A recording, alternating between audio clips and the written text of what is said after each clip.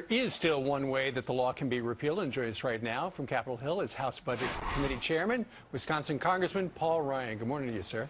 Hey, morning, Steve. Gretchen, how you doing? Okay, I know you're hoping the 33rd time is the charm. What's the one last way you can repeal it? The American people can repeal it this November by voting for Mitt Romney and a new Senate. That's what it is. I mean, that's what John Roberts basically said. The Supreme Court, American people, we're not going to bail you out and get rid of this law. It's up to you. And so what we're demonstrating with this vote is there is one more chance, and that is electing Mitt Romney president and giving us a United States Senate that will work with the House, which we've proven we will repeal this law, and we need to win this election to do it. So there is one more chance. One of the things that I know that you've spent a lot of time analyzing is the cost of Obamacare. Right. And now we have a new chart that shows that it's actually going to cost more than even expected originally. $2.6 trillion in the first true 10-year period, beginning 2014. Are you surprised? We expect by it that, to go up in 2 weeks. No, I'm not, and I think it's going to go up in about 2 weeks. We have the CBO reanalyzing it. Now that this new Medicaid ruling, what's going to happen is more people will go from Medicaid to Obamacare, which will raise the cost as well. And so we're expecting a new score in about 2 weeks. Look, this law was passed on what are now 3 broken promises by President Obama. He said that we're not raising taxes on the middle class. That's not true. He said that if you like the plan that you have, you can keep it. That's proving to be untrue. And he also said this is going to lower health care costs. That's clearly not true. It's raised health care costs. And so if Congress knew then what Congress knows now, Gretchen, this law would never have passed. And that's why we passed this repeal bill to show the country we have one more chance. We can do it in the House, but we're going to need Mitt Romney as president. We're going to need a United States Senate to do this, and then we can fix this mess. Right. Well, something the President of the United States is not going to talk about out on the stump is his signature achievement, Congressman, and that is passing health care, because it is wildly unpopular by a majority of people in this country. And instead, since he can't run on his record, he's got to throw stuff out like the war on women and the dog stuff with Seamus up on the top of the car. And now, once again, it's that class warfare thing where he wants to jack up taxes on the most successful people in the country, the small businesses, the job creators, even though he knows there is no chance it could pass. Even economists from the president's own party say that this is a really bad idea for job creation.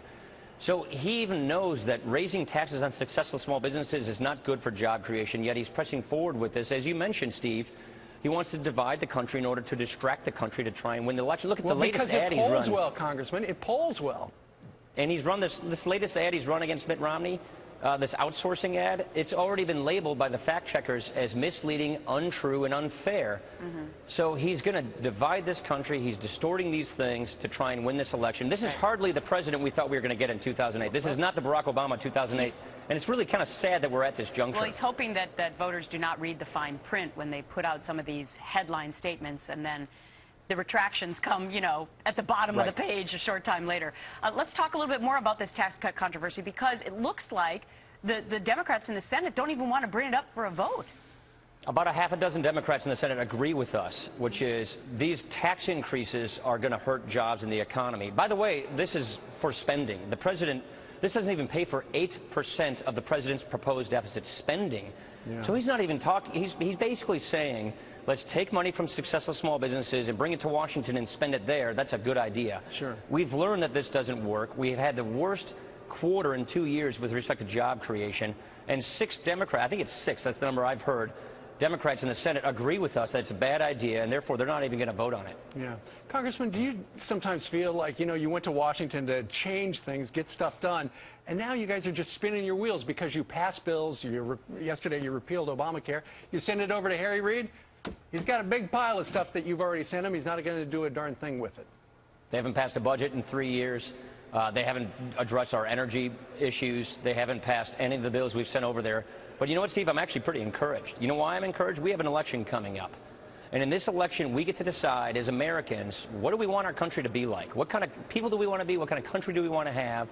We in the House, along with Mitt Romney, have been charting that course. And so the country gets to decide what they want America to be. And in this election, we can put the right people in place and get the right policies passed and save this country from a debt crisis, save this economy from a tailspin that it's entering. And we really think, that's why I'm really optimistic we can turn this around. Well, it'll be up to the voters, and it's right around the corner. first week in That's right. November. Congressman Paul Ryan, always good to see you. Have a great weekend. Thank you so much.